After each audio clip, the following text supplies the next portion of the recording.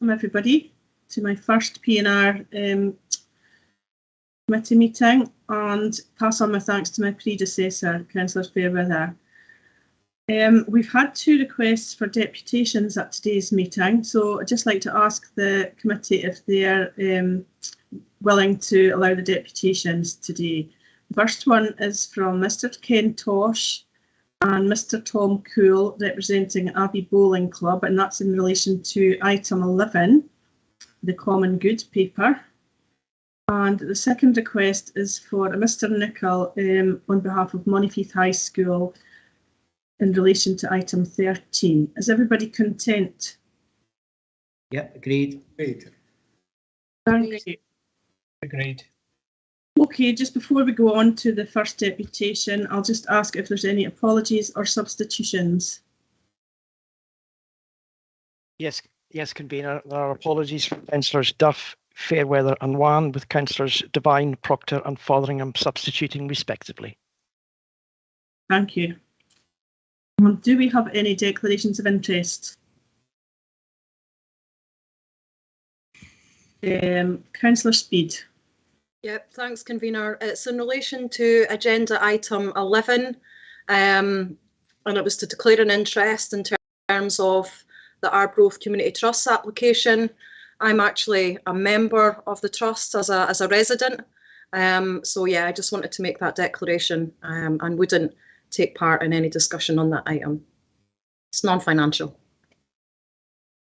Okay, thank you. Have the links been sent to Mr. Tosh and Mr. Cool? Yes, Convener, I can confirm I've just sent the emails to both parties. Thank you. We'll invite the Abbey Bowling Club to present the deputation first, as that was received first. So we'll just give them a minute to...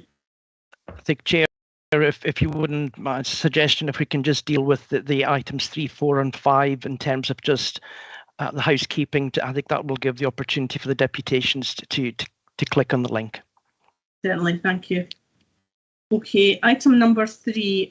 The committee is asked to note that the membership is as agreed at the meeting of the Council on 26th of May 2022 and is shown on the covering letter to this agenda. Is that agreed?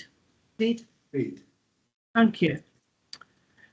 The committee is also asked to note the remit of the Policy and Resources Committee as detailed on pages 34 to 40 of the standing orders.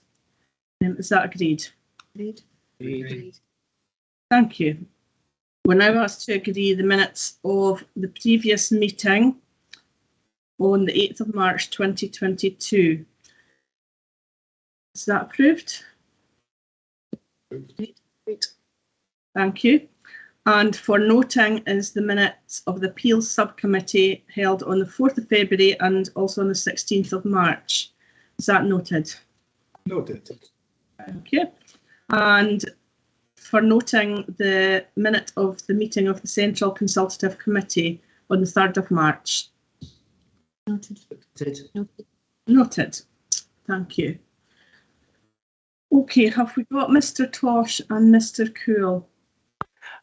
We have Mr. Nicol for one of the deputations. Mr. Tosh and Mr. Cool have not arrived at the meeting as yet, Convener, so maybe if the committee would wish to take that deputation first. Thank you, Donald. Welcome, Mr. Nicol. I believe you're here to talk about the item number 13, Monifeith High School costings update. Very welcome to our meeting today, and we'll give you 10 minutes to talk about your subject, and well, I'll ask members if they have any questions following that. So please feel free to go ahead. Thank you, Councillor Whiteside, and hello members. My name's Ben Nicol. I'm actually the Vice Chair of Monifeith Community Council, and I'm just here today to speak on item 13, which is the new Monifeith Learning Campus. So we are very much aware, Monifeith Community Council and the community of Monifeith, that there is a cost of living crisis going on at the moment. You know, it's at the forefront of our minds, so it's no surprise that this report has come forward to Council today to revisit those options and to actually see what the options are going forward for the Monifeith Learning Campus. We were quite disturbed when we read that the project could be scrapped. That's one of the options that are being put forward to Council today. So I'm basically here to represent the community of Monteith and the Community Council in hoping to get a new school for Monteith, which is, I think you would agree, it is much needed. Our chair, she doesn't mind me saying this, but our chair was actually one of the first pupils at Monteith High School. I think the building was built, I don't know the exact timeframes, but it was around about 40 years ago that the original Monteith High School building was built. And obviously there has been adaptations made to it since then. I myself was a pupil of Monteith High School up until 6 years ago, so I don't think the school's changed much since then.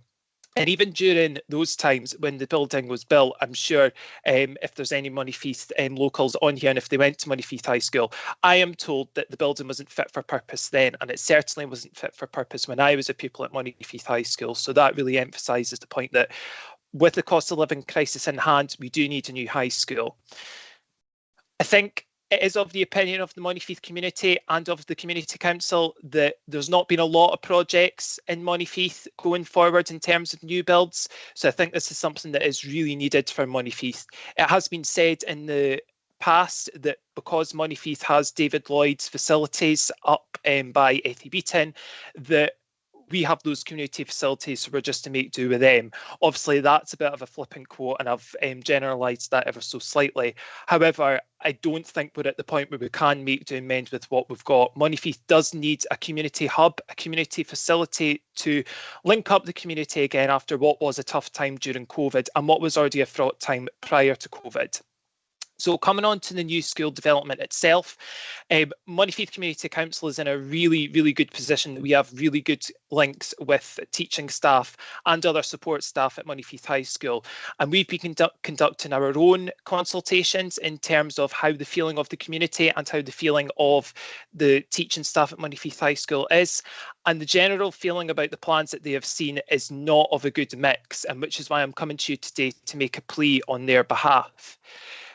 The feeling at the school at the moment is, although they do want a new building, the teaching staff feel that unfortunately the plans that have been presented to them in informal consultations do not meet the requirements of the school and the increase in ASN requirements for the school that are sought to be protected going forward. So I think in terms of a community council sense, that's why we wanted to make representation today, to make sure those voices were heard.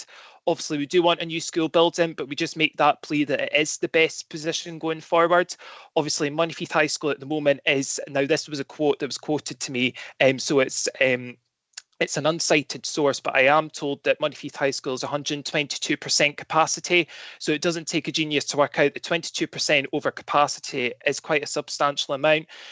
Officers will have the correct figures, but obviously I'll take that with a pinch of salt in terms of those figures, but it is quite staggering amounts in terms of what capacity Monteith High School is at. So that just emphasises the point even more that we do need a new school building that is going to meet the cost, that is going to meet, the requirements of the community and the pupils going forward. I think another point that the Community Council and the community would like to raise as well is at the moment we feel that there is a bit of a lack of consultation going on at the moment. The Community Council have reached out to the high school several times and council elected members to get that consultation process rolling, and it takes us to find out from not even constituent members but from teaching staff what's going on at the high school and what the actual plans are. So it would be good to get an increased level of consultation and actually have those meaningful conversations so that we can have an input into what the community looks like overall and the new high school building, obviously, excuse me. So in terms of neighbouring developments as well, I was told as well by one of the teaching staff that had done their research. Again, this is an uncited quote, so I will take this with a pinch of salt. However, they are aware that in neighbouring local authorities, there are other school campus like development opportunities going on that are of a better value, as say, and that are costing less than the Monteith High School Learning Campus. So I would urge council to maybe take a wee look into that as well and see if this is the best way of using council money and if there's maybe a better way of which that we can use that. So I'm not going to take up much more of your time because I know I have got 4 minutes. I wasn't going to make it a lengthy speech today. It was just to put out that general plea that we do need the new school building. It is something Moneyfield does require in order to connect the community, and it would be good to get that community facility in order to integrate the community and the high school, and of course all of the Moneyfield children back together again with the community. I think that is a really important purpose, and it's something that we are focusing on quite highly in Moneyfield Community Council at the moment. So that's really all I have to say, and I'll happily take members' questions if they do have any.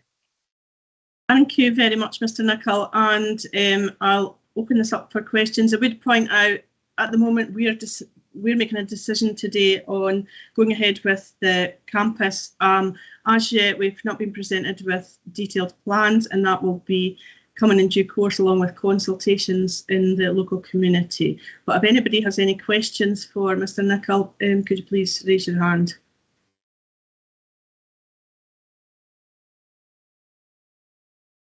I'm not seeing any questions, so, oh, here we go, Councillor Braze. Yes, thanks, Convener, and thank you very much, Mr. Nicol, for an excellent presentation. You did touch on the fact that you think there might be better options when it comes to a rebuild at Moneyfield. And I wondered if you'd care to expand on that just a wee bit, please. Thank you, Councillor Braze. And yeah, that's maybe something I should have touched upon in my deputation, but with 10 minutes, I wanted to make sure I got the key points across. So obviously, from the teaching staff that we've spoken to and that have approached us with their concerns, I think the general consensus with the school plans that they've seen, obviously I take Councillor Whiteside's point on board that plans haven't yet been published and we're at that sort of development stage of the plans. But from the informal consultations that have been held at Moneyfield High School, the general consensus is that the teachers would rather stick with the status quo at the moment rather than actually going forward with a new school. So that is quite something. So in terms of what was pitched to me, and I do agree with these points of view from other members of the community as well, I think a development around the new school setting at the moment would be good. So what I mean by that is maybe a refurb would be a better idea. Obviously, I don't have a handle on the costings. That's not my domain. I'm here just to simply put forward our points of view and the points of view of the community that we have had. And that is basically what they are saying. Moneyfield High School, say, for example, has a lovely big games hall that's just had the floor relaid, and it seems a bit confusing why the council would demolish that building when they've just had that redone. The community facility, well, the community wing, as it's called, isn't really be using as a community wing at the moment. It's been repurposed as an ASN area for additional support needs children. That's still quite a new development as well. And again, members of the community are concerned and confused as well as to why that would be demolished to make way for a new school building when that part of the school building isn't actually that old. So I think that's where that point of view is coming from, that we've got these new add-ons, as it were, there already. So why do we not just use them and develop them into something around the new school building, if that makes sense? Question, Councillor Brace. Yes, it does. Thank you very much. Could I have a supplementary there, though? Yes, go ahead. Yes. I'm not exactly sure why what the situation there is concerning the games hall and the community wing, but sometimes it can be better and more efficient and more economical just to start with a clean slate. And well, it's not really a question, it's more a comment. My apologies. Thank you, Councillor Brace. Is there any more questions for Mr. Nicol? No. Okay, thank you very much for your deputation. Oh, Councillor Devine. I think my internet is a little bit slow. The hands are taking a while to pop up here. No, it was my hand that was slow. Convener, it's okay. I was just thinking, having been around the school recently, and obviously thinking about new school or refurb, I wondered if you would like to pass comment on the area which is the so-called assembly hall, which is really quite small. Do you think that could be refurbished? Thank you very much for your question, Councillor Devine. I assume you mean whereabouts there's a staged area just as you come into the main dining hall? Yeah. So in terms of, again, I'm just speaking about my own experience at Montefiore High School and from what I know, and from what I know and from what I've heard within the community and within the school community, I think that's probably one of the bits that probably leaks the most in the school, if I'm quite honest. You know, during my time at the school, that walkway down to the science area was constantly filled with buckets. So again, I'm no architect, I'm no major expert on these things, but I would say that I think that that part of the school is far gone. The bits I was referring to, and again, the bits that Councillor Brays asked, was just as you walked into the school building, where you've got the community wing on the far left-hand side, just as you're walking in, and obviously the games hall, which is just behind that. I think those are the bits that the school community feel that they could be either refurbished or repurposed to incorporate that into the new school build to try and reduce the costs for the council. But again, that's you know, it's very well for me to say that, but you guys are the ones that need to make that decision in the end. Yes. Anyway, thank you very much for that. Okay, thank you. Now, because the report contains an exempt item, we'll be leaving the discussion on this item till the end of the agenda. But you are invited to view the rest of the meeting through live stream. And thank you once again for your deputation. Thank you, members. Thank you.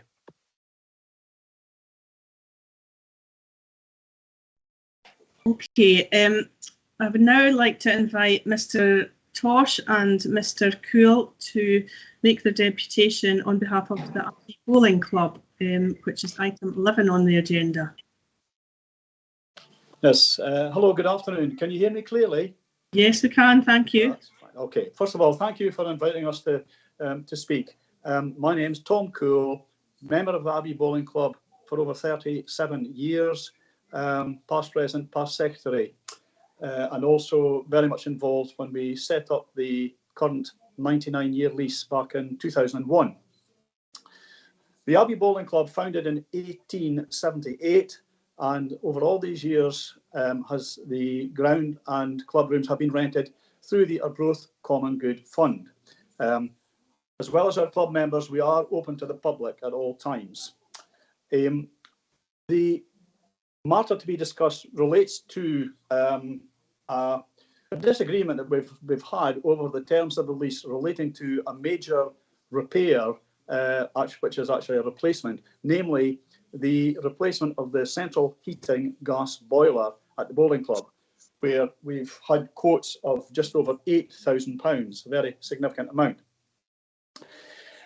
We did initially take legal advice, which was in our favour as the tenants, and said that yes, it should be the landlord's responsibility, i.e. the Arbroath Common Good Fund. We then took further legal advice and said, well, no, it's not as clear as all that. We thereafter entered into discussions with Ian Cochrane and a number of the councillors, and following that, the idea was that the Common Good Fund, Arbroath Common Good Fund, would allow us to sit rent-free for a period of approximately, which would equate to the same amount that the cost would be for the replacement boiler. So we do have some precedents here. It's a question of who's responsible for the buildings and who's responsible for the maintenance. We've a couple of precedents in recent years, one being the stone wall which runs along the street of Walker Place, where the landlords met the cost of that. And likewise, there was a major electrical situation, and again, the landlords met the cost of that. We therefore would very much like the current committee to uphold what was previously thought, namely that the Common Good Fund would allow us to sit rent-free for that period of time to allow us to get this boiler attended to and replaced, because it's not a repair, it's a full replacement. In addition to all that, I could like to tell you just a little bit more about the club. In addition to the senior members who have been members, most of them for many years, we're very active in the youth of the town. We have a lot we're probably the strongest club in the whole area for youths. In fact, so much so that in recent weeks, when different competitions have been on, the Abbey Bowling Club will now be putting forward a number of representatives to the Scottish finals, which are annually held at Ayr. Now, moving on from that, we, as I say, we had a meeting with Ian Cochrane and the members.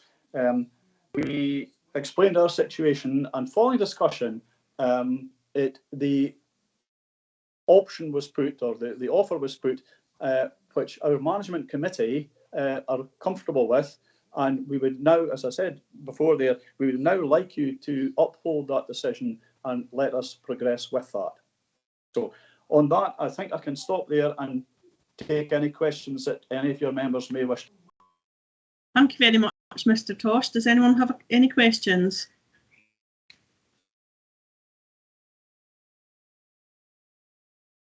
I don't see any hands there. Oh, Councillor Devine. Gosh, I'm slow off the mark today.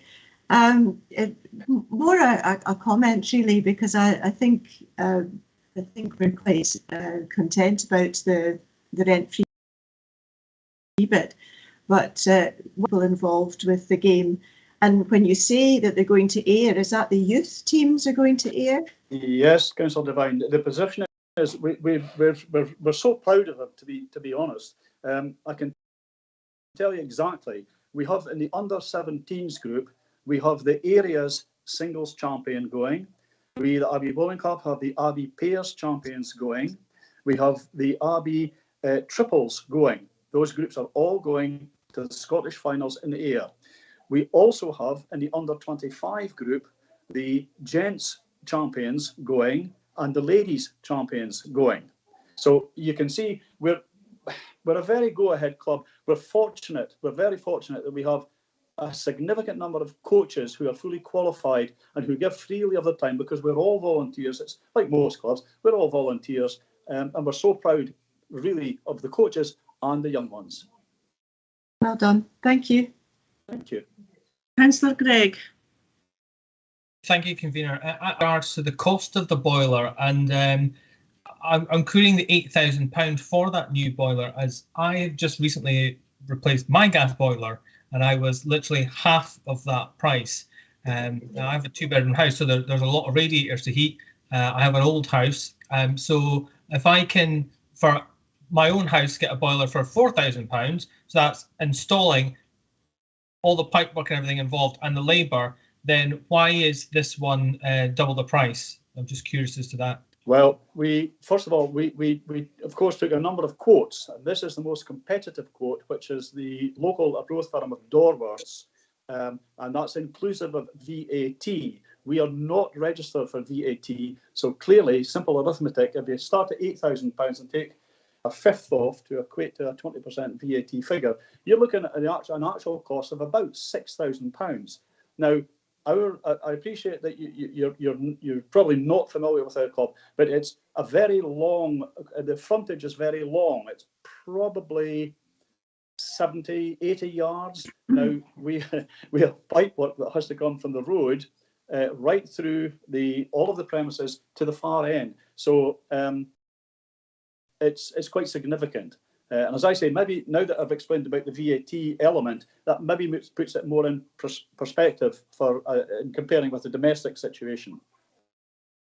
But if I appreciate the length of the building, but if it's just the replacement boiler, then surely they would use the existing piping. No, well, maybe I should. I'm Mr. Cool, not Mr. Tosh, but Mr. Tosh is with me, and he's the more technical one on the things like that. So, Mr. Tosh, I'll explain that element of it. Yeah, basically the pipework has to go from one end of the building to the other end of the building. Your flowing returns, etc., have to go all that distance. And a domestic property, you'll just be feeding for the boiler to the valves, and then it goes there. But this flow and return has to go the full length of the club. Needs to be replaced. And it all has to be replaced. It's not all the stuff related to the boilers, the radiators, etc., are okay, but the new boiler, which is quite a big boiler, which we're going to place at one end of the building, and then the flow and returns have to go right through the building and then back feeding other radiators. So it's not just the cost of the replacement boiler, it's additional pipework and things as well. Yeah, everything's involved in this whole thing. Thank you. Okay, thank you, Mr. Tosh and Mr. Cool. Are there any more questions? No. I would like to ask, Councillor Braze. Yes, sorry. Yes, thanks for your presentation there. I just wondered, how old is the boiler that you're replacing? 20 odd years. Maybe approximately 20 years, we would guess. So I could probably assume then that the new boiler will be much more energy efficient. Yeah, it's yes, it's well, it meets all the required legislation now, and hopefully, assuming it all goes ahead, it'll last a long time. Yes. Okay, thanks. Thank you. I'd like to ask members if they will consider this item next on the agenda to allow Mr. Cool and Mr. Tosh to leave the meeting. Is everybody content with that? Yes. Yes. Very much. And Donald, you'll maybe keep me right. Are we happy to have Mr. Tosh and Mr. Cool on the live stream at the moment? But yes, given that the committee are now going to consider the matter immediately, I think that would be more appropriate, as long as the microphone from Mr. Tosh was switched to mute, please. Yeah, we'll do. Thank you for your time. We'll just switch off now, off the mute. Thank you very much. Yeah. Okay, I'll take members to item 11 on the agenda, the Common Good project approvals. We are asked, the report's pretty straightforward. Does anybody have any questions or comments on the report? Councillor Darnall. Sorry, Beth, that was a flick of the wrist there. I didn't mean to put my hand up. Okay, thank you, Councillor Darnall. Any other questions? Any comments? No. Well, what we're asked to do is approve the requested funding for the projects from our Growth, Brechin and Forfar Common Good funds as detailed in Appendix 1. Is that approved? Yeah. Approved. Thank you. And we are also asked to note the corrections set out in paragraph 4.3 and note the change of circumstances for Montrose Playhouse as per paragraphs 4.4 and 4.5. Is that noted? Noted. Thank you very much. That's the report agreed, and thank you once again to our deputation, and you're now free to leave the meeting. Thank you very much.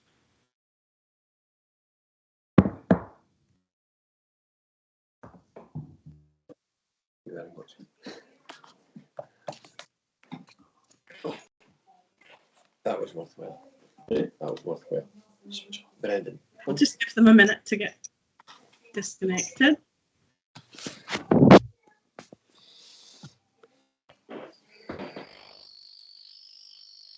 Right.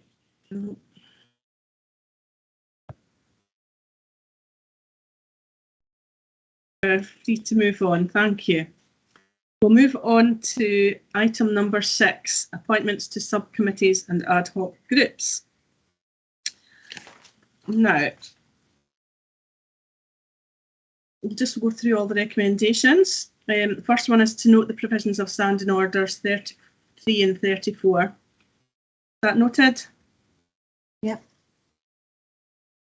Item 2 is to appoint 3 members to the Personnel Appeals Subcommittee and to appoint a convener and vice convener.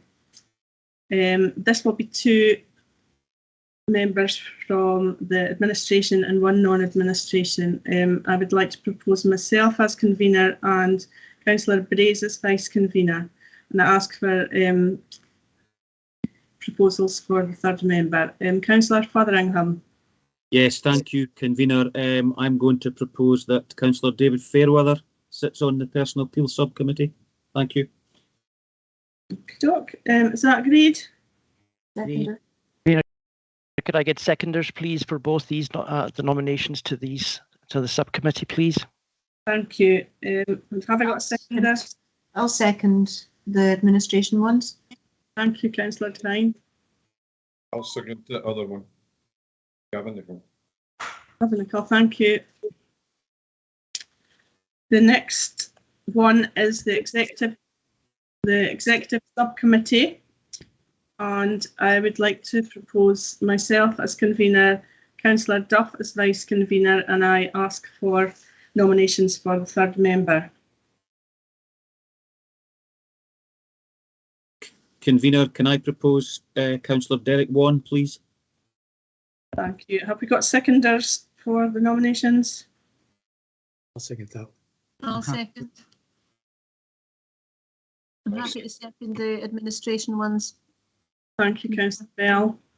I'll second Derek Vaughan. Thank you, Councillor Nicholl. The next one is to appoint 6 members to the special subcommittee and to appoint a convener and vice convener. I would like to propose myself as convener, Councillor Duff as vice convener, and Councillor Brays, and ask for nominations for 2 positions from the opposition group and 1 from the non-aligned, if possible. Councillor Cheap, have you got a hand up? Sorry, I have. That was a legacy. I was trying to second, but no, I'll take it down. Sorry. Thank you. Councillor Fotheringham.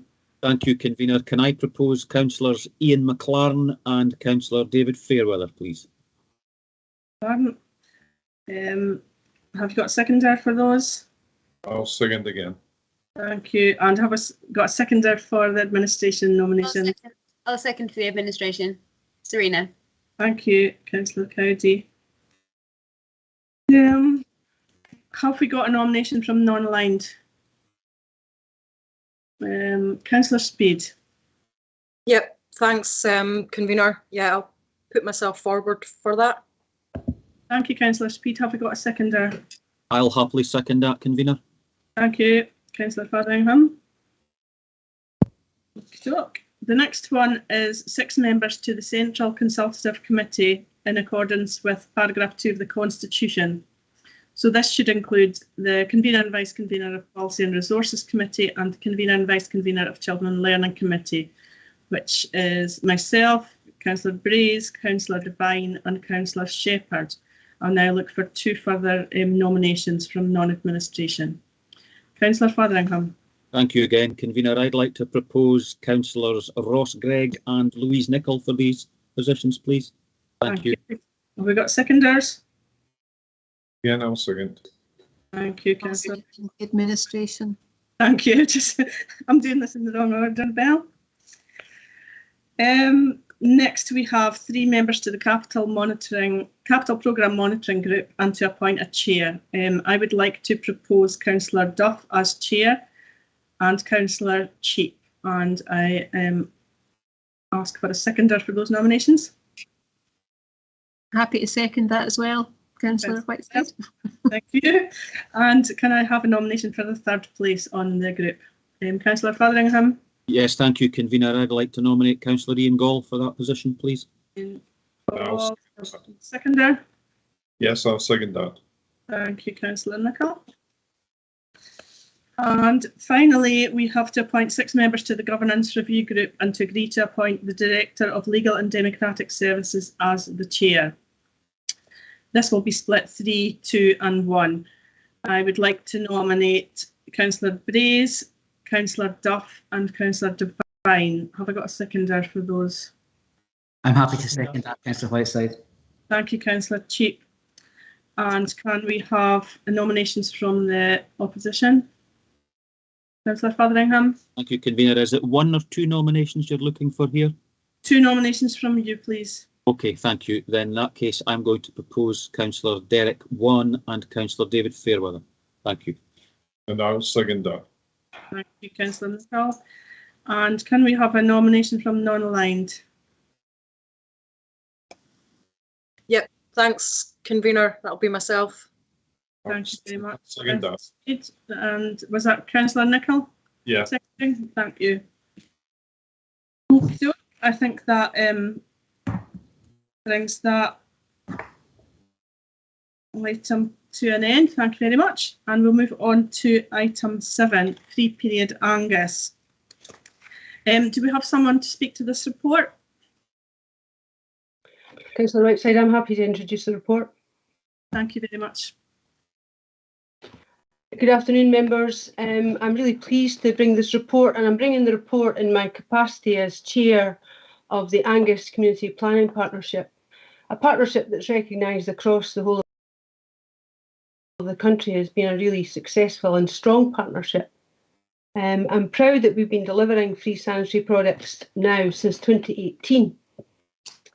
A much needed goes to Shelley Haig for relentlessly marketing the products across the whole of the county and getting partners involved in that.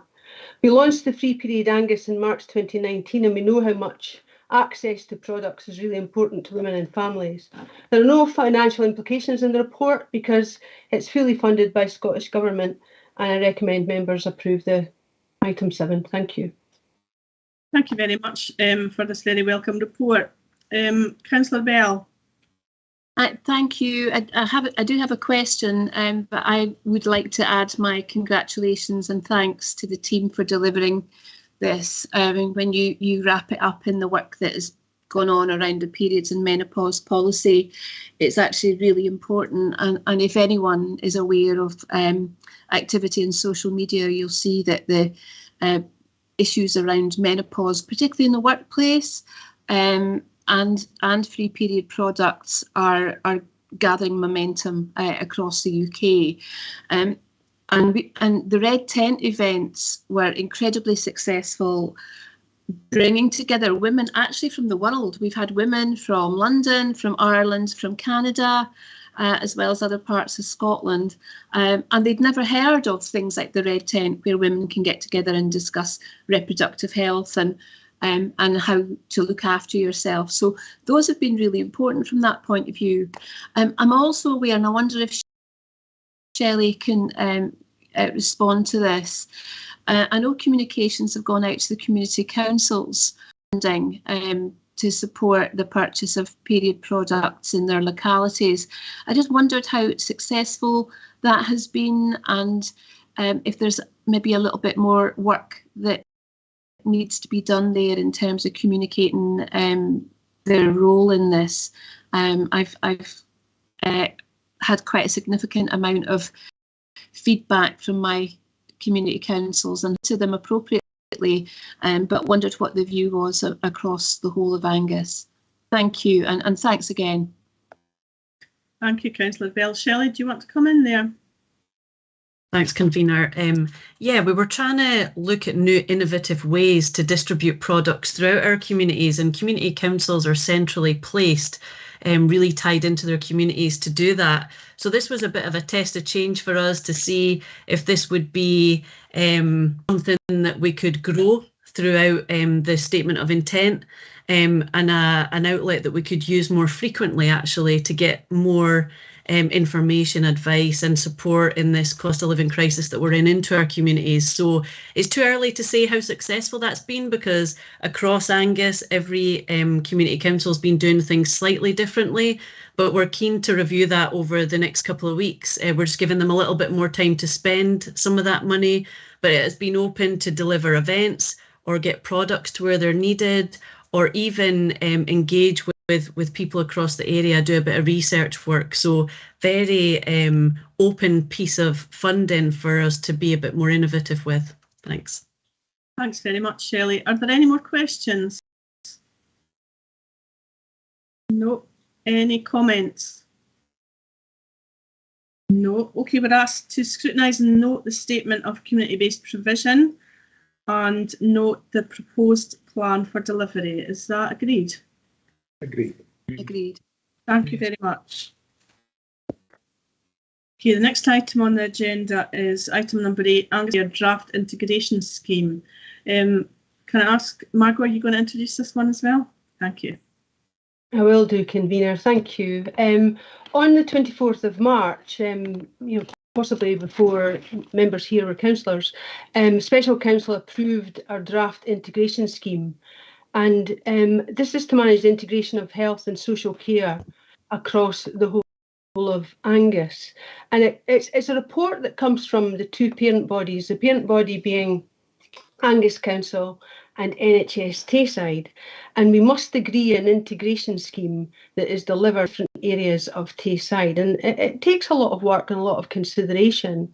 And we brought the draft to Council on the 24th of March to get members' approval in order to go out to consultation with the public, which we've now done and taken into account the feedback. And what you see before you is really the scheme that will now go forward to Scottish ministers. Now, a huge amount of work has gone into getting us to this place, and Vivian Davidson's been instrumental in leading this, and she can answer any questions that you have alongside myself. But we must review the scheme every 5 years, and this is the time for us to be doing that, and doing it obviously with the backdrop of potentially a national care service coming in the future. But what you have in front of you is the report, the integration scheme as proposed, and also details about what the consultees said. Now you'll see if you looked at the appendices that it's broken down into the different areas: Angus, Dundee and Perth and Kinross. So not all the comments relate to Angus, but it gives you a flavour of what some of the people have said. The report's been modified in light of that feedback, and it would be important today for members to debate and agree the report that we can now take forward to ministers like other areas within Tayside and in Scotland for approval. So thanks, happy to answer any questions. And again, I must really say thanks to Vivian Davidson, who is now in retirement, but has come back today to be part of this meeting to answer any detailed questions that I will find too difficult. So I'm really grateful to her. Thanks very much for that, and I'd like to ask questions for Mrs. Williamson or Vivian Davidson.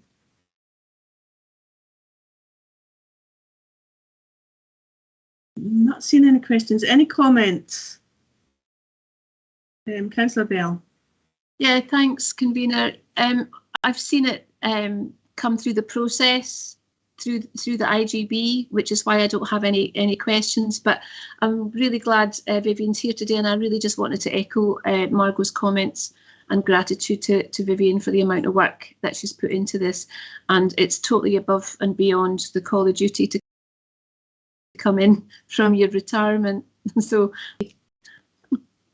thank you, Councillor Bell, and I would like to echo those thanks to everyone who's involved, and thanks to Vivian for coming in today. It's very much appreciated. We're asked to note and have regard to the consultation summary and the follow-up actions that have been addressed. Is that noted? Noted. We have been asked to approve the final Angus revised integration scheme as attached. Good. And we have been asked to note the further technical changes may be required by the Scottish Government prior to approval, and therefore to delegate authority to the Chief Executive to address any such changes. Is that noted? Noted. Thank you very much. Right, the next report is the Angus Health and Social Care Partnership Workforce Plan 2022 to 2025. I'm not quite sure who's going to introduce this report today. Would that be Gail Smith? Hello, Convener, it's Eunice McLennan here. I'm here to talk to this report. Thank you, Eunice.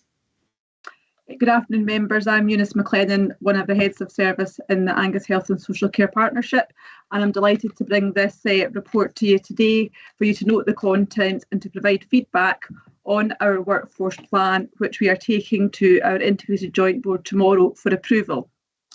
So just a wee bit of background. This report has come as a request of the Scottish Government that we have to produce a 3-year workforce plan that has to be submitted by the end of July 2022, outlining what we are required to do over the next 3 years to make sure that we have a sustainable workforce. The purpose of this plan is to make sure that we have the right people with the right skills in the right places at the right time. Now, the plan is very detailed and it's a really long plan, and that's partly because we have 16 pages worth of requirements that we have to submit to the Scottish Government, outlining all that is expected of us to make sure that we are cited on, that we are addressing, and that we have within our action plan. So what I've done for you today is you've obviously got your committee report, and we've prepared an executive summary, which hopefully gives you a reasonable content and flavour of the issues that we have considered and the challenges within our workforce plan. So I'm happy really to take any questions or any comments that you'd want me to respond to, and obviously feedback to the Integration Joint Board tomorrow.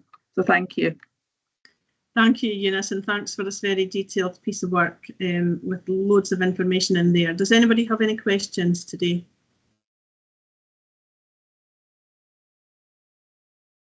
No questions? You're getting off lightly. Any comments? No, no comments. So thanks once again, and we are asked to note the contents of the report and to provide feedback to the Integration Joint Board on the Angus Health and Social Care Partnership Workforce Plan. Is that agreed? Agreed. Thank you. Okay, we now move on to item number 10, which is changes to director portfolios, and I'll pass over to the Chief Executive to introduce this report. Thank Convener. Yeah, this report's before you, as members may know, that one of the directors has taken retirement and left on Friday, which is always a kind of mixed blessing in terms of a joyous time for them and a sorry time for us as we lose corporate memory going out the door. But we always, in these cases, look very clearly across any of the portfolios we have and ask ourselves the question, particularly now, do we need this post? And then secondly, if we do need this post, are there any changes that need to be made to it? So this report is before you to say, yes, we do need this post, we do need the Director of Infrastructure and Environment, and what we plan to do is just alter that portfolio ever so slightly before we go out to advert. So the report's asking members to approve the change of portfolio and accept that we will advertise for this post and have a replacement for Ian Cochrane as soon as we possibly can. I'd urge members to support the report. Thank you very much. And I would just like to wish Mr. Cochrane all the best for his retirement. Can I ask if we've got any questions on the report? Councillor Durno. Yeah, thanks, Margot, for the paper. Obviously, you've got environmental services and roads and transportation. Can I just ask that, obviously at the moment, roads department is different from parks department under the remit. Will this be the same, or will that be put together? Because sometimes we'll have pieces of land that belong to roads department and pieces of land that belong to parks department, and I just wondered if these roles are going to be combined. Could you maybe elaborate a wee bit on the environmental services with the roads and transport? Yeah, Councillor Durno, we'll put together the whole job description in a bit more detail and share that with you. But that's the intention. It's to balance up portfolios, to have the portfolio of vibrant communities focusing very much on what the priorities are for this council around community engagement, community empowerment, and putting the infrastructure services together under the new advertised post. Yeah, I think it probably would work well, because obviously sometimes you've got both departments on one piece of land when you could maybe just have one department doing the same job. So I think it probably could work. Okay, thank you. Thanks, Councillor Durno. Are there any further questions? No. Any comments? Councillor Devine. No, I just think this makes sense. I think that communities is a huge area, and this just does make sense, and certainly we need to have that Director of Infrastructure. There's no doubt about that. So thank you for these thoughts. Thank you, Councillor Devine. Councillor Braze.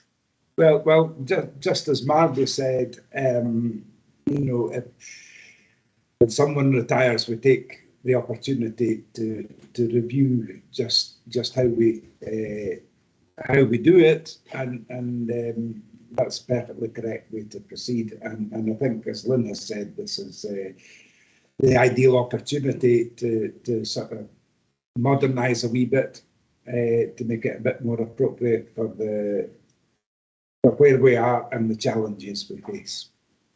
Thanks. Thanks, Councillor Braze. Okay, we are asked to note the Chief Executive is bringing this report in terms of her role as Head of Paid Service.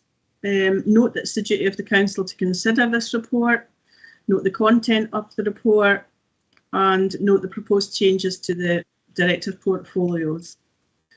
Is that noted? Noted. Noted. Thank you. Right, we've dealt with item 11, so we'll move on to item 12, the UK Shared Prosperity Fund and the Angus Investment Plan. I'll ask, is it Alison who's going to present this report? It is, yes. Happy to do that, Convener. Thank you. Yes, so just thank you.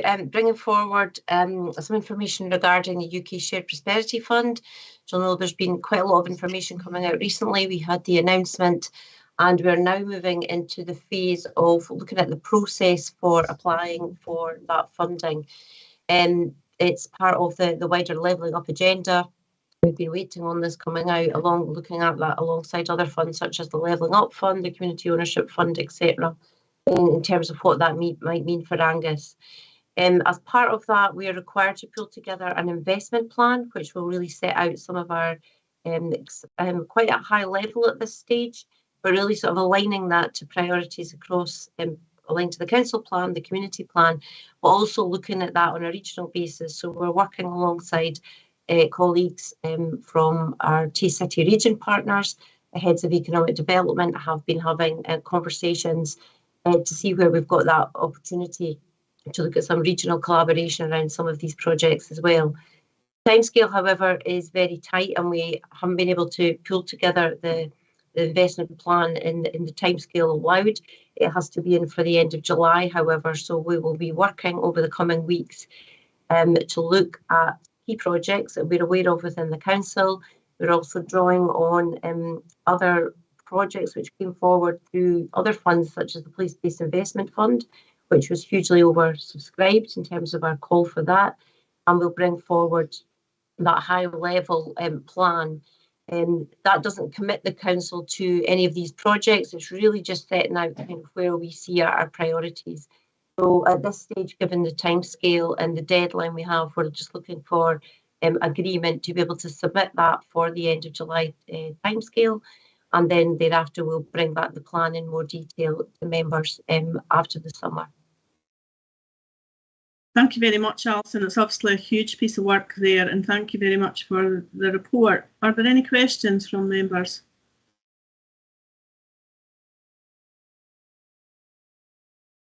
No questions. Any comments? No. Councillor Klein. Yeah, well, comments really are, you've already said, Alison, just how timescales for these funding streams are incredibly difficult and tight. And I suppose I need to get things clear in my head. I mean, say we didn't have, this is a bit of a question actually, say we didn't have a shovel-ready project this year, could we work up one over the next few months, apply next year and complete then in 23-24? Is that how it would work? And I take it if you don't spend the money for this year, you can't add it on to next year's. We'll obviously be looking at that within the overall plan when we put that forward. So say at this stage, the plan is really just about what are our high sort of level headlines that we're looking at, you know, what are the outcomes that we're trying to achieve. Thereafter, we'll be looking at the timescales for each project that we're aware of. Ideally, at this stage, you know, we would like to be bringing forward those opportunities of projects where, you know, ones that are currently being worked up or that we know that are in the pipeline. That makes it a lot easier rather than going seeking new projects in terms of those timelines. But at this stage, we don't have that ready list. We're doing a bit of a pulling together of that at the moment. As I say, unfortunately, it is a bit tight, and unfortunately, it's like another one that's over the summer. So staff will be working through the summer to get this one in. But at this stage, it would be about just really trying to sort of look at the categories that we've got here around communities in place, around business, etc. There's also an element of that which you'll see, which is more related to employability outcomes and looking at maths and numeracy skills. So we need to really try and draw some of that out. So at this stage, it's hard to say how that funding will work, but we would bring back that level of details, as I say, in the next report. Thank you. Councillor Cheap. Yeah, thanks, Convener. Yeah, I was just, if I understand this correctly, this is 4.9 million, I think, over 3 years, isn't it? It is, and yes. the split of 4 million in core, and I was quite surprised at the other 0.9 million being numeracy, because I didn't see that when I first read the whole thing about Shared Prosperity Fund. I wonder how that came in. How would that 0.9 million be rolled out practically? So this is quite a new one that came in. There were talks earlier when the guidance started to come forward, discussions about the shared prosperity. There was mention about having a specific fund, this multiply fund. Obviously, when the allocations came out, it kind of all came out together. So it's quite new to us in terms of sort of how we've normally worked with some of these funds. So that's part of the discussions that we're having with colleagues across the different services. So obviously, speaking to Kelly McIntosh and team, and also working through the Vibrant Communities in terms of some of the adult learning work to sort of really drill into how we could best use that. What we do have now, which gives us much better insight of kind of what's happening across the area, is we have the new local employability partnership. So they're starting to work up the framework for that. So we will be looking to align some of that work to that employability work, obviously with a view to really trying to support people to move on to outcomes in terms of moving into employability and upskilling. What that actually looks like, we're not quite sure because it's completely new, but it would be about trying to identify gaps. So looking at projects we already have within the employability world, and then what are some of these gaps? And obviously looking at some of the data that's coming through to tell us, where there's that real need to try and direct that. But at the moment, it is a bit vague, I'm afraid, just because we're really just trying to drill into that around the types of projects that might be suitable. Okay, that's great. Thank you very much. Thank you, Alison. Are there any more questions? Any comments? Okay, we're asked to note the preparation of an investment plan for Angus, and we're asked to note that the specific projects within the plan will be reported back to future meetings of the P&R committee. Is that noted? Noted, yeah. Noted. Thank you very much. Right, we now move on to item number 13, the Monifeith Learning Campus and the costings update. Hugely important report for committee, and I will ask Mr. Lorimer if he'd like to present this report. I'd like to remind members that there is Appendix 4, which is an exempt item, so I would ask them not to comment on the exempt item, and if we need to move into private session to do so, we will. But I will ask Mr. Lorimer to comment on the report in the first instance. Thank you very much, Convener, and good afternoon to members of the committee. Just a little bit of background on the report from me. Council agreed in August last year to move to the procurement of the Monifeith Learning Campus using a particular model of procurement, so that's what we've been doing since then. And there was budget provision set aside in March this year when Council set its 22-23 budget, so 50 million set aside for this capital project. Since then, work has been underway in relation to the design and the costings of the project, and that work is still underway, is by no means finished. But what has become apparent in the intervening months, particularly around market conditions, and a few other factors, as are outlined in the report, we now are not confident about being able to deliver the project in the manner intended within that 50 million budget. So that's really the genesis of the report. It is a significant level of spend. It's a significant project. So we felt it was appropriate to review the position on the project and indeed the options. Now, Angus is not alone in finding challenges around rising costs on schools. Indeed, that is the condition across the construction market, it seems, at the moment. This is, as I say, a major investment for the council to make. It's probably the biggest capital project we've ever undertaken. And it also comes at a time of great strain on the council's finances, and some of the report alludes to that. The project at a 50 million cost was a challenge to afford. So obviously any rise in cost makes that challenge even more difficult. And that's really why the report and the appendix looks at the options for the project moving forward.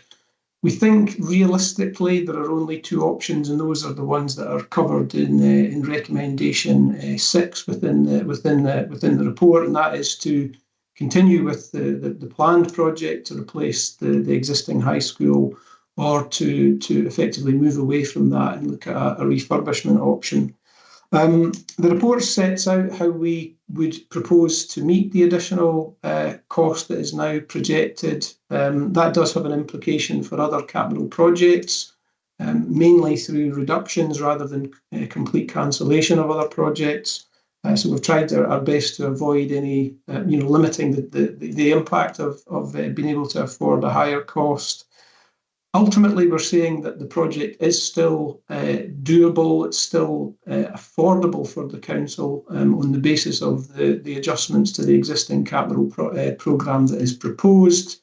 But that, I have to say to members of the committee, is on the basis that it is of the highest priority. This is a significant investment that the council would be looking to make.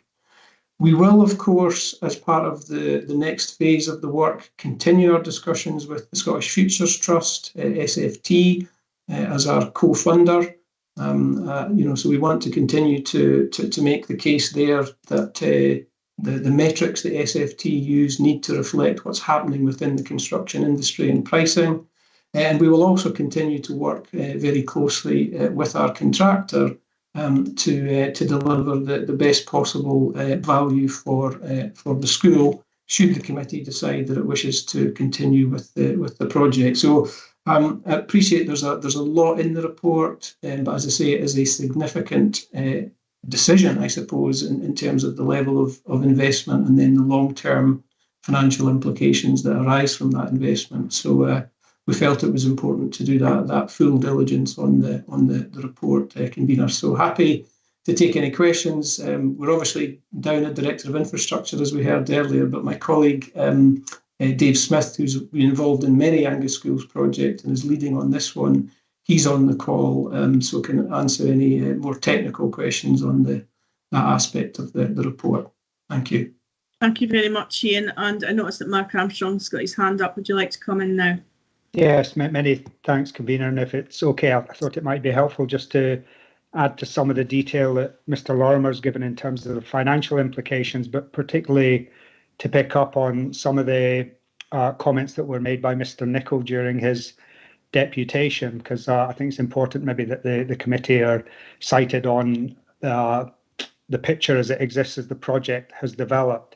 So in terms of consultation, one of the points that Mr. Nicholl raised was in relation to the views that have been fed back from the staff team. There has been ongoing consultation significantly within the school community since the project was originally being developed, and this has been coordinated by the school management team. They've held various meetings, including with their principal teachers. There's been staff drop-in meetings and engagement with a number of the campus ambassadors across the county. They've also, as a consequence of those meetings, had to change and develop the design plans to reflect the comments and feedback that have come back. But all of that has to be within the context of the space budget that's available and the capacity requirements that the design is working on.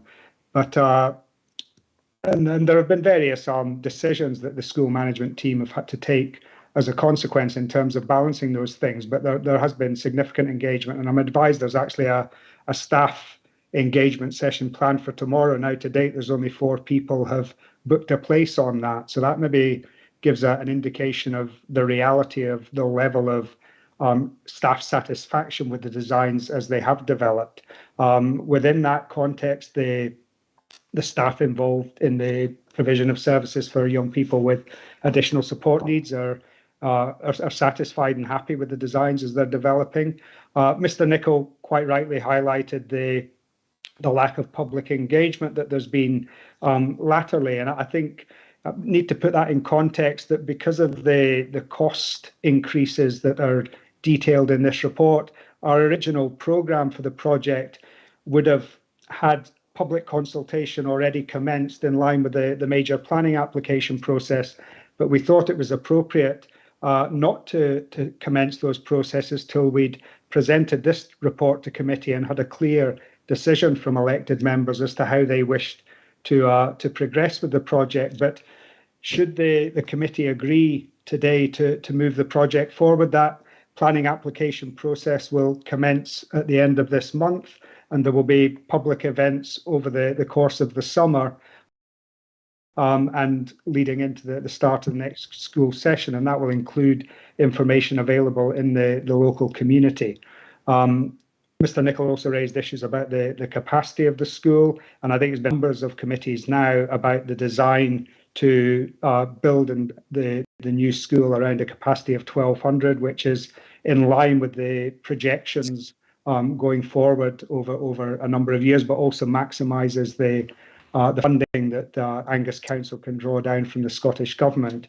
And in terms of the potential fitness for purpose of the existing building, across our whole school estate, Angus Council, along with every other council in Scotland, submits to the Scottish Government an estate management plan, which assesses all of our school buildings for their capacity and suitability. And it's on those criteria that the Monifieth High School was quite rightly identified as the next most significant project to take forward in Angus, and that was done a number of years ago, and it's been a number of years in terms of getting approval from the Scottish Government that this is a priority project, not just in Angus but in the national context in terms of their learning estate investment programme. And then just finally, the comments that were made around the sports hall. The earlier consultations prior to developing the designs that existed agreed that we did not want to retain the current sports block, and that was agreed back in 2021. So a lot of the concerns maybe that Mr. Nicol had are certainly have been addressed through significant engagement with the school community. We're about to go out and have more detailed engagement with the wider community of the Monifieth catchment area, and that really is dependent on the decisions that the committee make today. But I thought it might be helpful for members to have that information. Thank you. Thank you, Mark. That was really helpful. Thanks. I've got a few questions now. Councillor Fotheringham. Thank you, Convener. I've a couple of questions. Just a little comment first. Mr. Nicol mentioned he thought the present building had been opened 40 years. That's correct. It's been open 43, I think. I was one of the very first year pupils in it in 1979. A couple of questions, Convener. I wonder, I wasn't aware, obviously, I don't sit on P&R, I'm just subbing today, but I wonder if local members, if there's going to be a report like this comes forward, that we maybe get a wee bit of pre-warning before it goes to committee, just so we're updated in case constituents phone us. This is not a criticism of officers, it's a fantastic report. I wonder if as local members, we could be updated before the reports come to committee, so if we do get constituents on the phone to us, which I've had, we're aware of it. The other thing was, this is a very difficult decision, and it's really one for Mr. Lorimer, I think.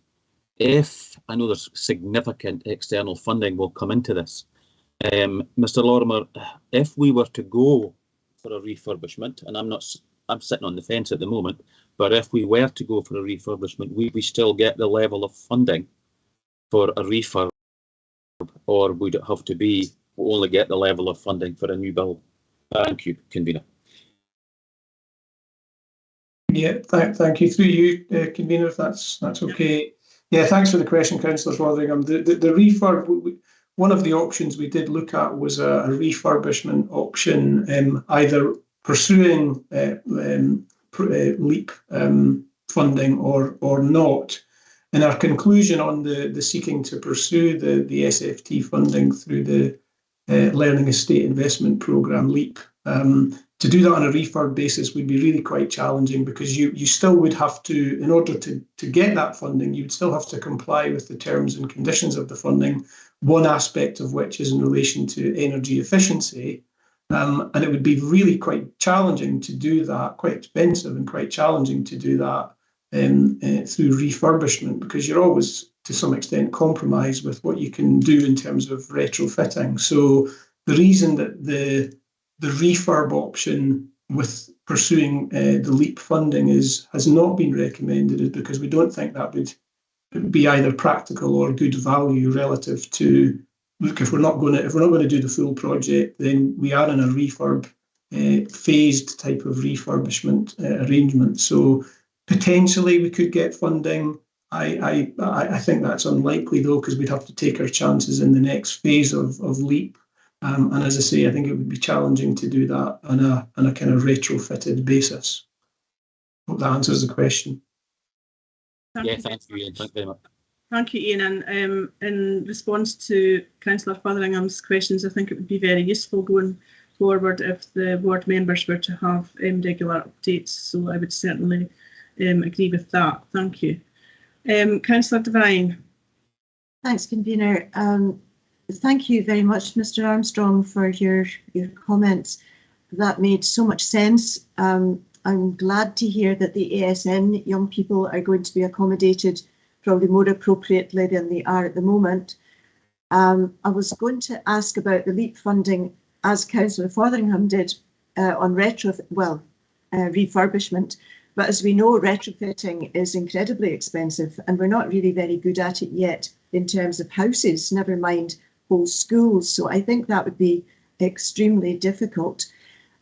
Just for clarity, we need to spend this LEAP funding, or the young people have to be in school by the end of 2025 to get this funding. Am I right in that? Do you want to come back in, Mark? I know you've got your hand up. Well, I was going to suggest that Dave Smith could provide a very useful response in relation to the kind of retrofit question, because we have looked in a lot of detail about the environmental efficiency of the proposed new design and the benefits that brings, both in terms of our carbon footprint, but also in terms of ongoing revenue costs.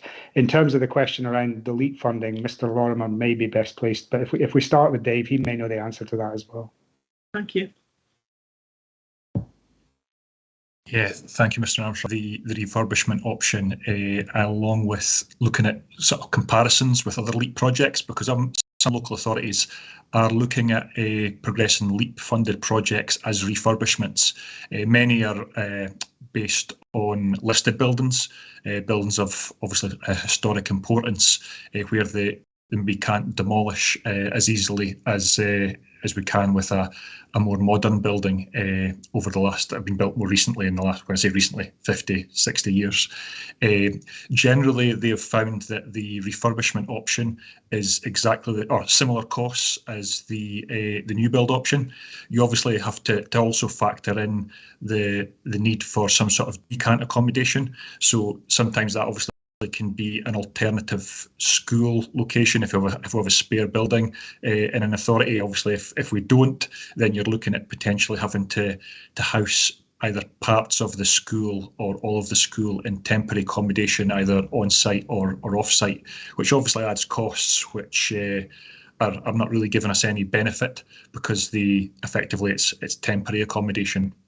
So, we've not taken it as far as developing full designs and full estimated costs based on refurbishment options, because obviously that would incur significant design costs.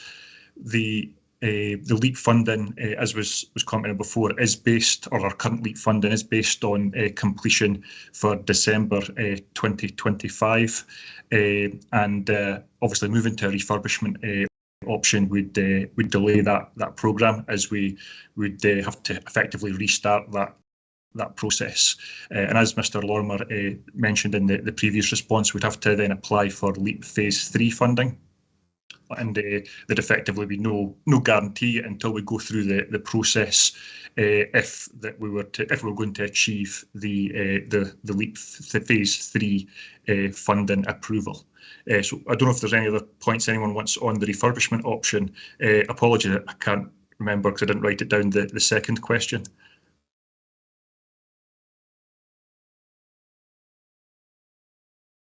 The second question was just to do with December 2025, Dave, so you've answered that. Perfect. Thanks, Councillor Devine. Thank you. Thanks, Steve, and thanks, Councillor Devine. Councillor Bell. Thank you, Convener. I'm really grateful to Mark for filling in some of those that bits of information there on the back of Mr. Nichols' presentation. I know from my time working with staff in the school quite some time ago now that things were starting to strain a wee bit at that point. I guess Lynn Devine and I met with our 2 MSYPs just before the end of April, and they were really enthusiastic about it and about being heard in terms of their views, and had engaged a lot with the pupils. And I just wondered, from maybe Dave's point of view, does innovative design always have to be the more expensive option? Are there any kind of innovative ideas coming through from the young people that might actually save some build costs? It's maybe a bit too early to say. And what about local developer contributions from new builds in the community? Can they be added into the pot?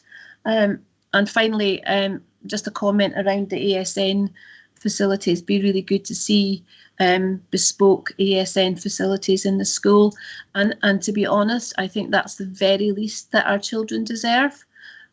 So I would wholeheartedly support anything that we can do to support ASN children in that environment. It's much needed. Thanks very much. Thanks, Councillor Bell. Do you want to come back on some of these points, Dave? Yes, through you, Convener. With regards to the pupil consultation, generally, I'll be honest with you, some of the best and most innovative ideas come through some of the consultation with the young people. Possibly too early to identify if there's anything with regards to cheaper costs specifically, but basically through the early stages, right at the start of the brief development, they were picking up a lot of different ideas, a lot of the same ideas that some staff had, but obviously having a real focus on some of their concerns. We did a lot of work on what works well in the existing building, together with what doesn't work well, what causes them concerns, how we can potentially resolve those concerns through the new design, and that'll be part of the focus as we take the designs to the next level with the young people and the campus ambassadors. And they're actually the actual campus ambassador group is going to be both the voice of the young people, but they're going to start picking up on actually feeding that information back to their peers, and with a lot of different and innovative ways, well, innovative for us, and looking at maybe just what types of social media that they use, how they can share that information, how they can gather information from their peers and feed that back to us, and feed it back to the design team as well. And with regards to the developers' contributions, yes, there has been developer contributions taken account of within the budget. We're currently doing some work just finalising where the developers, or what level of developer contributions from which planning applications are in place, and what are still expected over the period from now until when we're moving towards construction. Thank you very much, Dave. That's hugely encouraging to hear about the level of pupil engagement in the project. Thank you for that. Councillor Braze. Yes, thanks, Convener. And I think it's entirely appropriate that this paper has been brought to this committee, given that it is a really big decision to take today, given the increase in the projected costs. Of a question, I suppose, best answered by Mr. Smith. You indicated that refurbishment might end up costing some similar figure over the years too. to a rebuild, and also that there would be upheaval over all those years, on and off, while refurbishment was taking place. I suppose the advantage of it is that the cost to the council would be spread over more years rather than the big tranche going out now. But my real question is, how close to Brechin High School can you make Monteith High School by refurbishing it? Yeah. Or if I put it another way, rather bluntly, can you get close to making a silk purse out of a Sue's lug? Through you, Convener, yeah, the challenge obviously would just be that we are working with the existing building fabric. There are lots of really positive and innovative things that we could do with regards to any sort of refurbishment, and based obviously on the size of the building, that I think the refurbishment option would include possibly an extension as well, just to make sure that we're taking account of the capacity and trying to address some of the challenges that are in the current building, like some of the narrow corridors which cause issues with regards to just the movement around the building.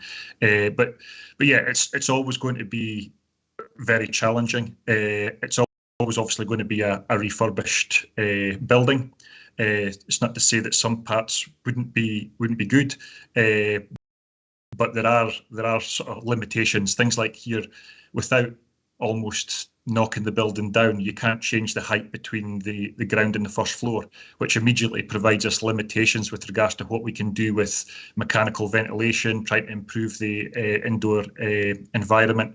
An extension, yes, that would be easy, but the existing building, unless we're going to rip out the floor and increase the height of the roof and things, effectively just retain the facade. And no offence to the existing school, it's not a fantastic facade that maybe has the historic importance of some other buildings. It would always have the limitations of the existing building fabric. Thank you very much. Thanks. Councillor Cheap. Yeah, thanks, Convener. Just I'm a little bit still unsure about this LEAP funding. If, as I understand it, I was trying to read it the last few days, but we're under option 3 or option 6 is what's kind of been recommended in the papers to be looked at. And what I'm hearing really is that under option 3, if we fund the whole build of this at the figures that are being quoted, then LEAP funding is available, and LEAP funding will be provided based on maintenance programme post completion going forward for X number of years. So we would get basically long-term maintenance costs paid for from LEAP funding. That's what LEAP funding is here for in this case. If we proceed with option 6, which is refurbish, and it's refurbished without LEAP funding, isn't it more likely in that case that over the length, past completion, over the length of a similar maintenance period, and we're having to pay for the maintenance, we're going to actually end up paying more for refurbishment and a maintenance programme on top of all of that than we would do with the net costs of the build cost and from LEAP funding for maintenance? Maybe I'm simplifying it, but that's would probably be the basis that I would be able to, as a councillor, to make a decision on which side of the fence I would fall on this. Maybe either Dave or Ian just clarify that. Just my understanding of it is really all I'm looking to get a hold of, and that it sounds to me that option 3 may end up being cheaper on the long term. Sure. Okay. Does Ian want to come back in on that? Yeah, I think possibly Dave and I can do a kind of double act on this aspect. So just to clarify, in terms of the LEAP funding, we have been made an offer of LEAP funding on the basis of a full replacement project. So that is there. That has been offered to us. We would only continue to have that offer on the table if we continue with the project. So if we were to go down the other route, which is the refurbishment route, now we're not recommending that we pursue LEAP funding. Now, really the driver behind that recommendation was that in order to be able to satisfy the various conditions of LEAP funding would take such a significant level of investment and retrofitting, etc., as to make that really quite challenging. I would say though, Councillor Cheap, there is to be made around looking at that on the whole life cost of a refurb without LEAP funding, potentially over the long term, and we've not modelled that, over the long term being potentially more expensive. The attraction from going down that particular option is we could cut our cloth. We could do what was affordable. Now, that might not be everything that the school would potentially want to have or potentially need, but it would allow the project, both in terms of the initial cost and then potentially maintenance, to be more affordable. That was really the thinking behind narrowing it down to those two options. But it isn't straightforward. I would confess it isn't straightforward, particularly when you look at it over a lengthy period. I don't know whether Dave wants to add anything to that from his side. Yeah, I just add, Mr. Lorimer, that Councillor Cheap, you're right in that the LEAP funding has been based on maintenance, but effectively the funding is an outcome-based approach. So the funding is based on our performance in relation to retaining the building in a suitable A or B condition, specific energy requirements, a digital minimum connection speed effectively, and the job creation through the construction phase. So the majority, or the first few years, effectively we get the payment for the digital element and the job creation, and then I think it's year 3 or 4 we start getting the payments based on the condition and the energy element.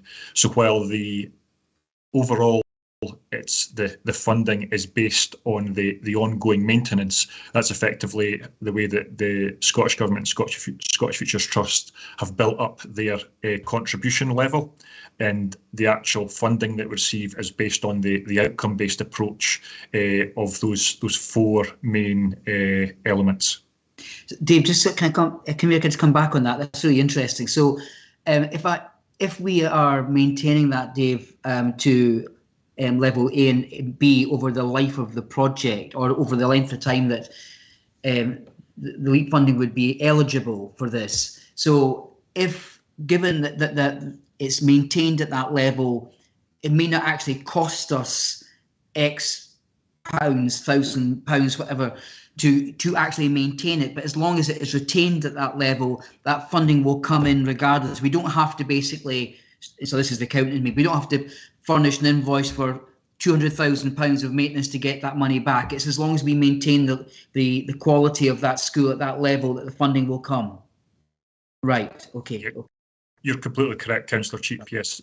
Just maintaining for the maintenance element, just maintaining as part of the annual returns that we make to Scottish Government that the building is retained in an A or B condition. Right, okay.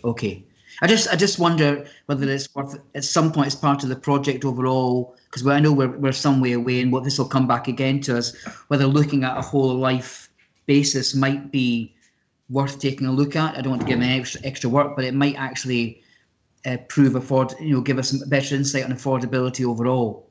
It's just an option, another idea for people to look at. Okay, thank you, Councillor Cheap, and Councillor Proctor. Thanks for your patience. Thanks very much, Convener.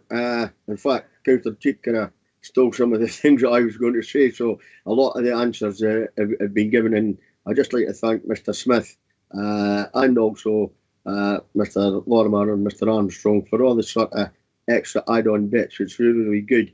I just want to say, really, that I find this report very, very detailed, and it's given a lot of good information.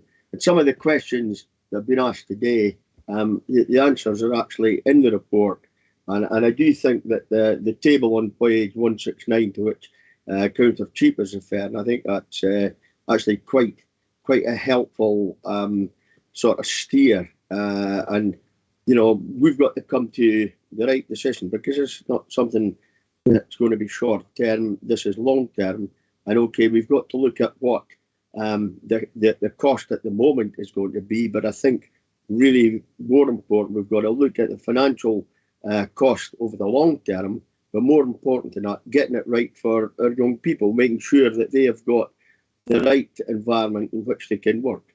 But I'd just like to, thank the officers for producing this very detailed and interesting report. Thank you, Councillor Proctor. Councillor Shepherd. Thanks. It's more just a comment on the report. One of the options is still to go ahead with a brand new school. And this time with inflation around 10%, wages are bound to go up for like construction companies to do the work. And I just think, refurbishments are great, but we might not be in a position to build a school if we delay. I don't see global markets changing quickly. It's a very unstable time worldwide, and the opportunity is still here to go with a school.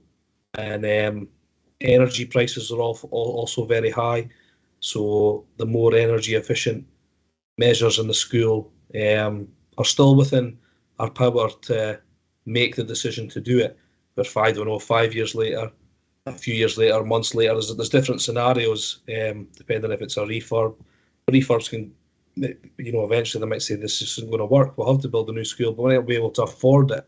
So today we are in a position where we are able to deliver for the children in Montefieth, and I think that's something we'll have to consider. As Councillor Proctor says, we'll have to make the correct decision, and we're in a position where I think it's a great thing that we can't build a new school. It's possible to do it in this market in the world we're in today. Thank you, Councillor Shepherd. Councillor Speed. Yeah, thanks, Convener. Yeah, just really touching on some of the points that have been raised. I mean, this is obviously a huge decision. The increase in costs are not an ideal place to be in. However, I guess my concerns in terms of a refurb, it's already been touched on that, it could actually cost just as much, might not also give us that kind of sustainability in terms of energy efficiency. But I think for me as well, more importantly, the school experience, the disruption that would have on children and young people now, but also in terms of the school experience for children and young people in years to come. I would be concerned that a refurb wouldn't be able to maximise the use of the space that a new build could do, the kind of inclusive design and accessibility that a lot of children and young people require, that the current building isn't able to give them and achieve. So yeah, I think that would be my concerns with refurb. I know in the past, in terms of various projects, that when you try and refurb, and Dave would be able to kind of confirm or correct me on this, but it often can be very challenging in terms of inclusive design and accessibility. Thank you for your comments, Councillor Speed. I've got another. Is that another question, Councillor Braze?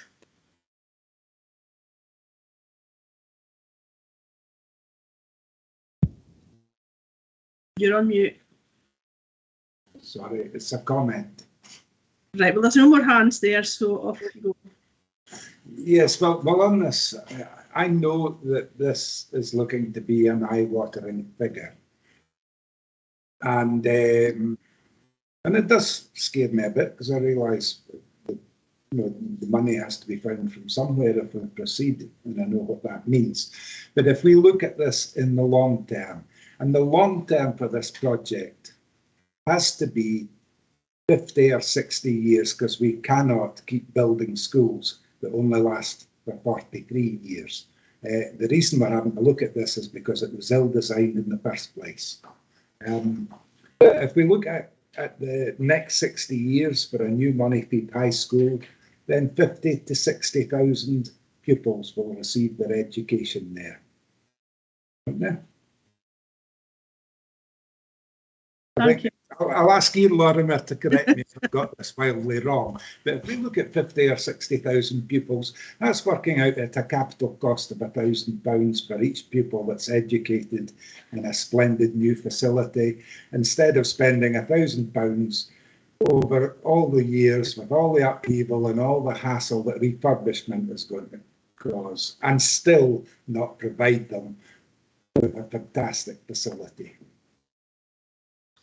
Thank you. We've had a lot of questions and we've covered a lot of the bases. If people are content to move to the recommendations without going into the exempt report, I'm happy to do that. Are there any comments on that? No.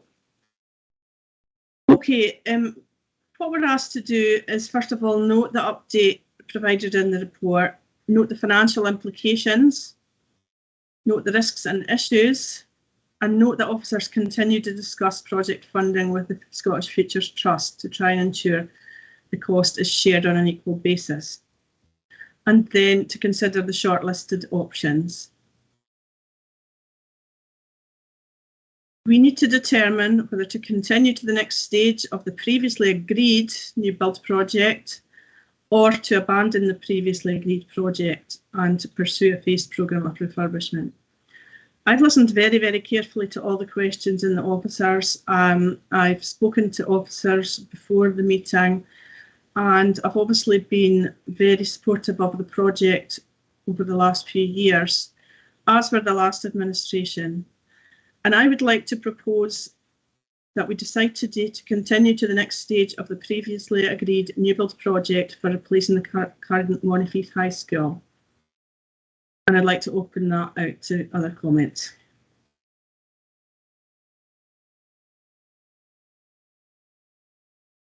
Councillor Devine. I'd like to second your comments or your proposal. I don't think we need to go into all the detail in the green paper. Everything I think has been said in terms of getting it right for every child. That is very much on our agenda. And having visited the school again recently, we're not. I can't remember who made the comment. I think it was Councillor Proctor actually, for the future children. I think it was Councillor Speed actually. It's absolutely vital that this new school has the potential for long-term educational progress. You know, that we can ensure that we can get the vital IT and everything, and the space. It's a space. I think that's the main thing about that school. There isn't much, and I think we can give the young people a much better experience. I think we have to congratulate both the young people and the staff for what they have done in the past, but they now deserve much better in the future. Thank you, Councillor Devine. Councillor Durno. There's lots of plans that will be coming up probably in the future for new housing developments. This school is needed. It's needed now. The children of this area deserve better. Arbroath has got lots of nice new schools, and we appreciate how much they are for the children. And I just think this should go ahead because why not? Why should Monifeith suffer when Arbroath prospers? I don't think it's fair. Thank you, Councillor Durno. Councillor Cheap. Yeah, I echo the thoughts of just the previous speakers.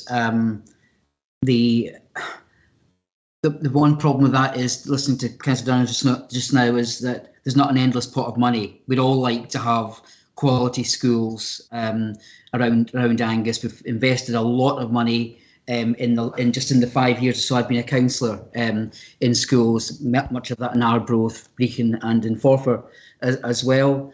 So it's right to what people are saying about Monifeith, but I do, it's an obvious matter. There's just not an endless amount of money to do this. I'm just concerned that of the impact it will have on other capital expenditure projects over the life of the council. That's my only issue. I would be supporting it, but it's just, it comes with a big but for me, and that's the implications for other very much needed capital expenditure across Angus, which we all know about.